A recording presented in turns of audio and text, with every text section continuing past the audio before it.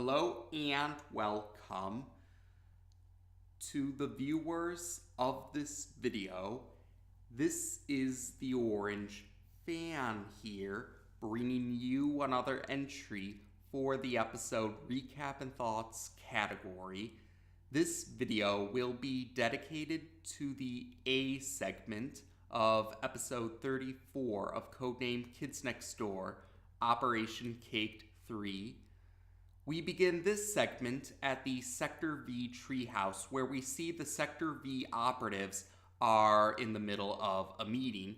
This particular meeting is about the third of 5 times throughout a year where one of the delightful children from down the lane celebrate their birthday. For this birthday, the delightful children have gone to a castle outside of the United States in the hopes of eating their cake without the kids next door being able to stop them, because as far as the delightful children are aware of, the kids next door do not know the location of this castle. However, number 5 was able to place a 2x4 technology tracking device onto the delightful children before they were able to escape. So the Sector V operatives do know the location of this castle. If I'm not mistaken, I believe they refer to the name of the location as Lowish Breckenheim. In any case, number 1 inquires his teammates about if they have any possible suggestions for going about acquiring the cake for this birthday. Number 4 suggests that they simply take the cake by force. Number 3 suggests that they politely request that the delightful children share their cake. Number 5 suggests that they use a giant robot because she is very confident that the delightful children have a giant robot. And number 2 suggests using his latest invention, the Eggravation. As the name of the invention would suggest, eggs are the ammunition for the Eggravation. Number 2's justification for using the Eggravation is the fact that eggs are used to make cakes.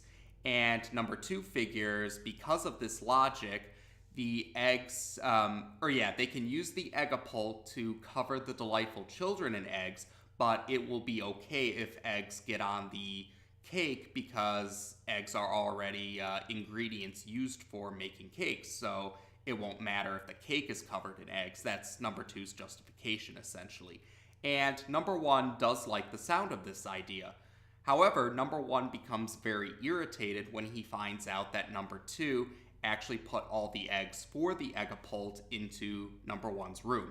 Number 2's only justification for this is he wasn't going to put all the eggs in his room. Number 5 notices that it's getting late, and she points out that they're going to need rest if they intend to fulfill this mission.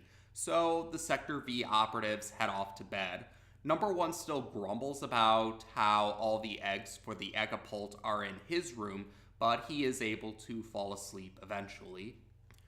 So the next day rolls around, and when number 1 wakes up, he finds out that there are many baby chicks in his room now, and he shouts in panic. This catches the attention of the rest of the Sector V operatives, who quickly rush to the room of their leader to see what is amiss. Number 2 is disappointed to see that the Eggravation plan will no longer be possible, since the eggs have all hatched into baby chicks now. And number 3 in particular is very excited to see so many baby chicks. Number 4, however, becomes hungry, to say the least, or number 4 comments about chicken-related food, to say the least. Soon enough, though, the baby chicks need to answer nature's calling, to say the least. So number 1 instructs his teammates to set up a plan where they're able to, they're able to use some devices within the treehouse to actually, they open the window and they activate some buttons or levers or what have you in order to have the treehouse actually bend to the side, so all the baby chicks are pushed out of number 1's room and they're now outside. So the baby chicks all rush off somewhere off screen, and they answer nature's calling, to say the least. you can see stink lines as an indication that they answered nature's calling, and let's not go any further than that. So with the Egg-A-P.U.L.T plan no longer possible, number one says that they're probably just going to have to, number one says that they're going to go with number four's plan to acquire the cake, now that the Egg-A-P.U.L.T plan will no longer be possible. And naturally, number four is glad to hear that they're going to go with his plan. So the Sector V operatives are heading for the Mosquito to head off to the castle. But then they notice the baby chicks have returned, and they're gathering around number one in particular. And number one, in a rather frustrated manner, questions why the baby chicks are gravitating towards him. The rest of the Sector V operatives piece together that the baby chicks view number one as their mommy, as they put it, because number one was the first individual that they saw after they hatched from their eggs. Number one is not amused by this, and he's rather angry when the other Sector V operatives keep calling him mommy in reference to this. And number one, he's angry about it, but he insists that they continue along with their mission. So the Sector V operatives and the baby chicks are all in the Mosquito, and they're all on their way towards the castle that the Delightful Children are currently in. On their way there, though, we do see how several of the baby chicks are doing different things. Like, some of them are just resting on number one's head. Some of them are just playing around with some of the wiring of some of the devices in the vehicle. And some of the baby chicks actually join together to form giant hands.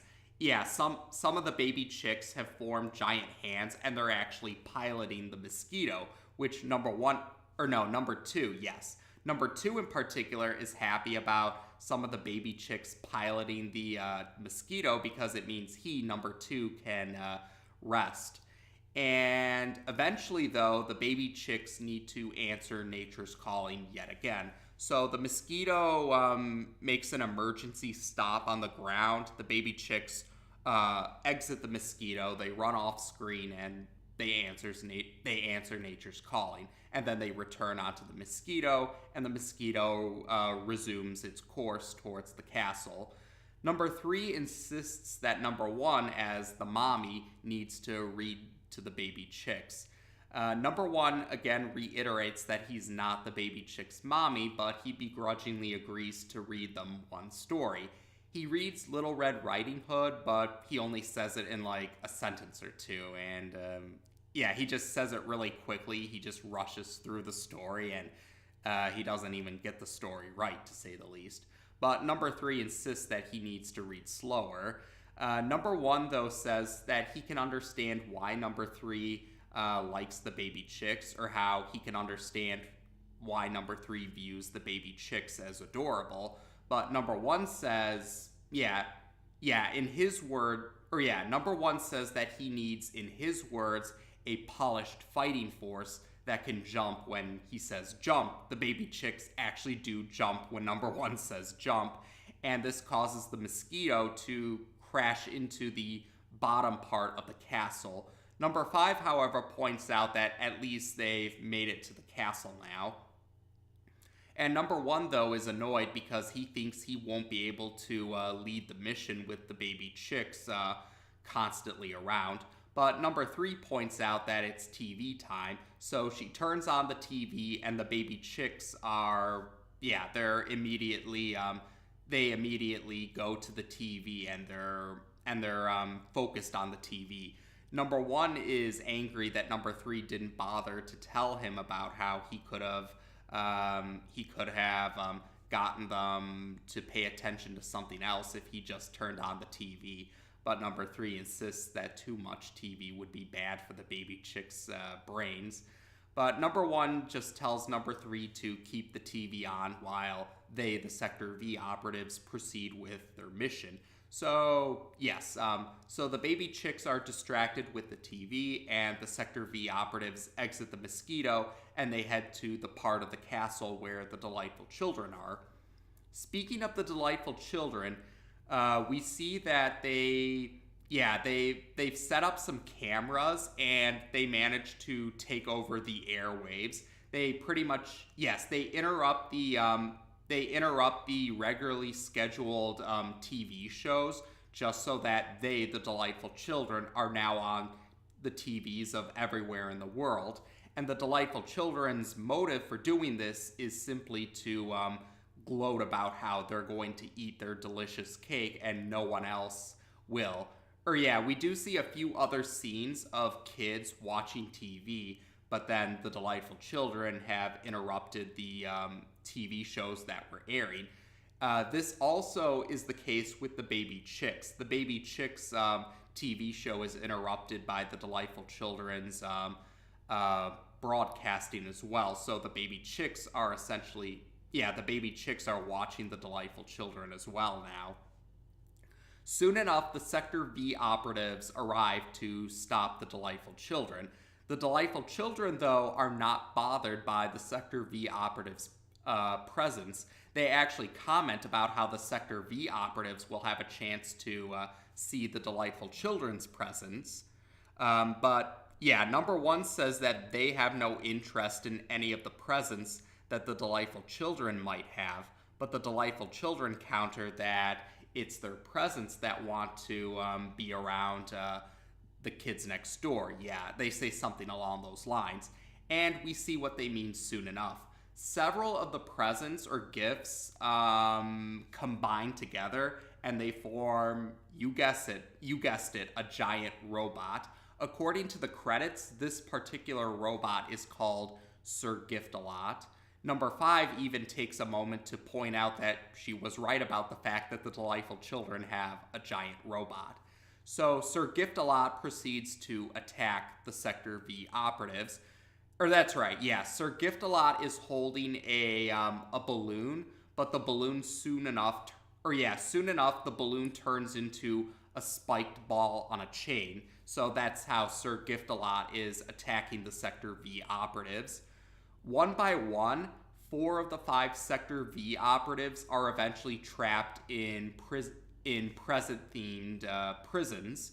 C.A.K.E.D. is able to trap 4 of the 5 Sector V operatives in these prisons shaped like presents. But as for number 1, the delightful children want C.A.K.E.D. to slay number 1 by way of sword. The Baby Chicks see this on the TV and they are not happy about this. The Baby Chicks rush to number 1's aid. They actually form a fist and they punch C.A.K.E.D. to stop C.A.K.E.D. from hurting number 1. And then the Baby Chicks all surround number 1 and they form, it's essentially the Baby Chicks form a giant suit of armor made of Baby Chicks. It's kind of like in Operation Cats, where the crazy old cat lady's cats all form together around the crazy old cat lady to form a giant cat. But in number 1's case, it's a giant suit of armor made of Baby Chicks. Number 1 actually appreciates the Baby Chicks' help, and he says that they're going to fight. Number 1 tells the Baby Chicks to prepare for battle for mommy, in number 1's words. So number 1, with the help of the Baby Chicks, proceeds to fight C.A.K.E.D. and the Baby Chicks take on the form of weapons as well as the suit of armor, like a sword and a hammer show up at different points, for example.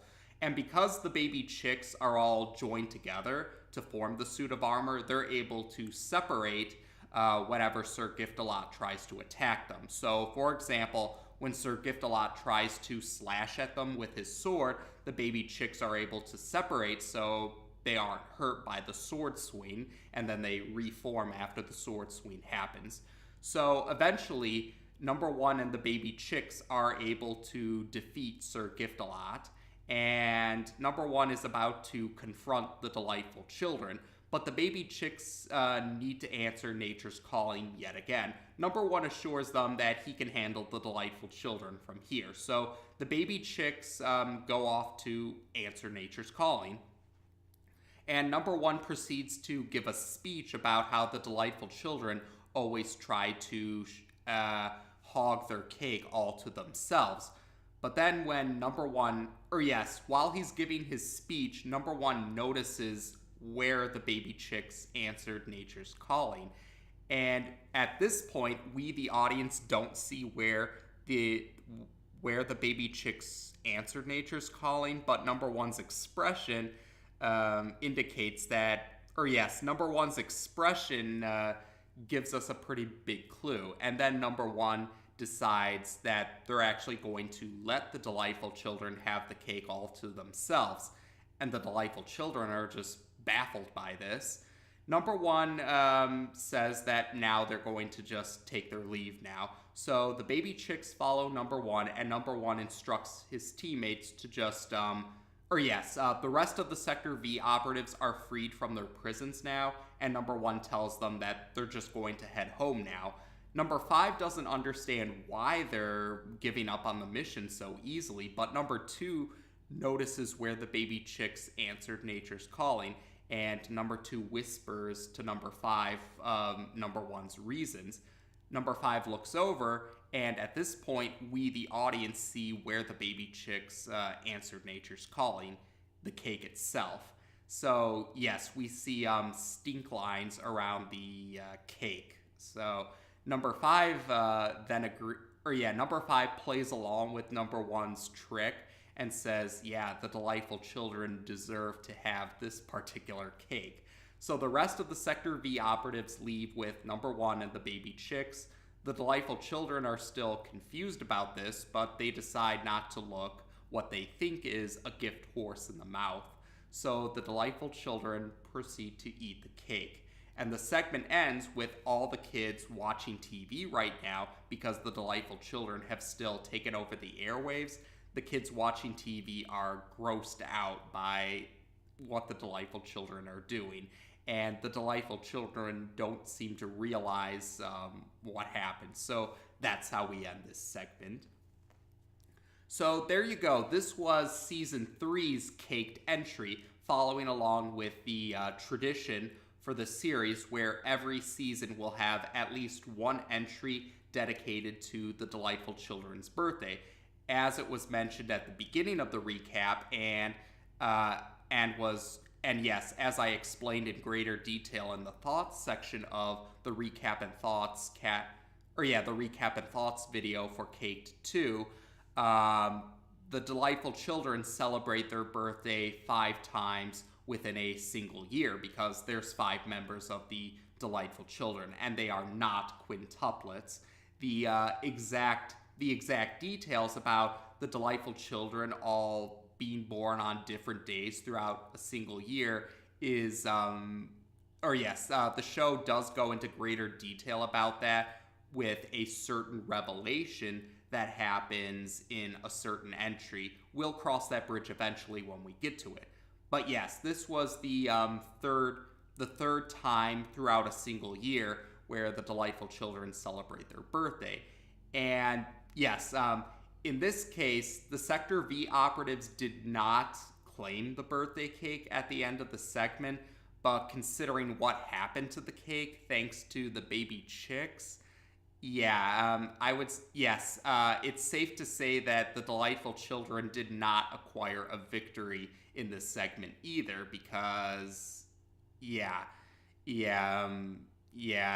no way that anyone would want to eat it's pretty understandable why the Sector V operatives wouldn't claim the cake after what happened to it. That cake was contaminated, to say the least.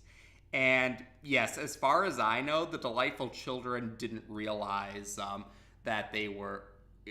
delightful children didn't realize what happened to the cake when they were eating it. So I can only imagine what their reaction was when they eventually found out what happened to the cake.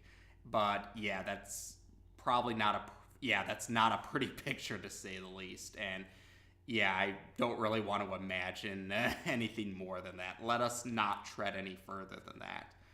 Otherwise, though, you could say that number 1 had a particularly prevalent role in this particular segment, similar to Cake 2. And the baby chicks were pretty adorable, but they were also a force to be reckoned with. with the way how they work together to take on different forms. And yeah, this is the only time the baby chicks actually do appear in this segment. It's not really made clear what exactly happened to the baby chicks after this segment, but yeah, this is their only appearance, but I do believe they are mentioned at least one other time in the series. And otherwise, though, there isn't really too much else to say. This was the third caked entry of the series, and yeah, though the kids next door didn't claim the cake from the Delightful Children, the Delightful Children did not come out as winners in this particular entry, to say the least. And yes, otherwise, yes. So while so far, or yeah, that's right.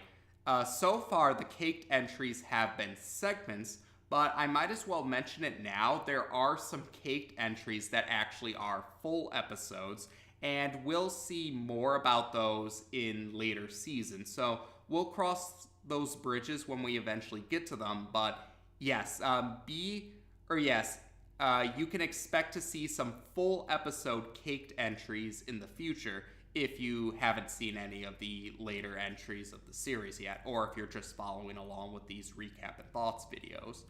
But otherwise, yes, there we go for this particular entry. So as of this video, we've now discussed the A segment of episode 34 of Codename Kids Next Door on this channel. Take care, and until next time.